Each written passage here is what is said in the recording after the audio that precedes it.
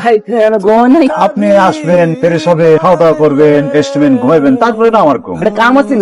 কি কাম ছিল? বিজনেস, ব্যবসা ব্যবসা। এটা কি চিনেন?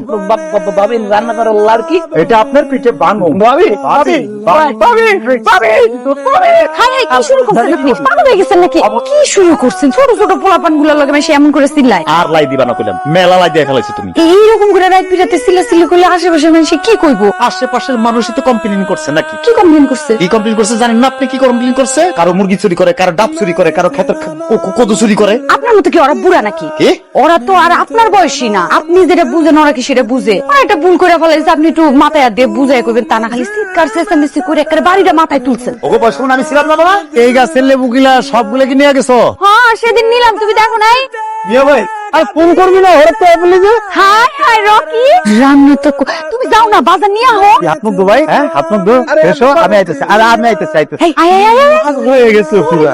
কিরে আলী, কি অবস্থা? কতদিন পর দেখলাম তোমারে, কবে আইলা তুমি? ছুটি পেলাম তাই চলে আসলাম। এই শুনলাম তো বড় ভাই নাকি বিয়ে করছে? হ্যাঁ বন্ধু, আমার ভাই একটা মায়া বিয়ে করে নিয়ে আসছে ঢাকা থেকে বন্ধু। মেয়ে যে কি খারাপের খারাপ, ঘরের মধ্যে দুটা বুয়া রাখ, খাবার আলাদা হয়ে গেছে, আব্বা আম্মা খাবার আলাদা, এগো খাবার আলাদা, ঘরের মধ্যে ভাগাভাগির কথাও চলতেছে বন্ধু। কি বলস?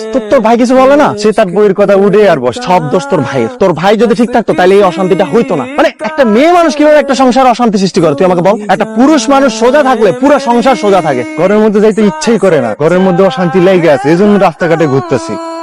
বাড়ির নাম তো ছিল রকি বল, প্রাইভেট ইউনিভার্সিটিতে যাইয়া হইয়া গেল তো রকি। শোন, ঢাকা শহরে এত বড় নাম চলে না। কিরে রকিবুল, এই গ্রামের ভালো লাগে না? ভালো লাগে না মানে? তুই কি করবো? তুমি ভাবতেছি ঢাকা শহরে চলে যাবো। তুই তো একা থাকো, তোর এই ফ্ল্যাট আমারে নে না, এটা কাম টাম খুঁজে দে আমারে। তুমি ঢাকা গিয়ে কি করবো? মানে তুমি তো পড়ালেখা করো নাই, ইন্টারফেল তুমি। পড়া করি নাই তো কি হয়েছে? শোন, আমার থেকে যারা কম পাস, লেখাপড়া জানে না, তারা জীবনে অনেক টাকা পয়সার মালিক হয়েছে, কোটি কোটি টাকার মালিক হয়েছে, অনেক বড় হয়েছে। আমি হইতে পারবো না? শোনো, পড়ালেখা না থাকলে ঢাকা শহরে যেসব কাজ করা যায় ওগুলো তুমি জীবনও করে শান্তি পাবা না। গ্রামে আসছো, ভালোই আছো, শান্তিতে আছো।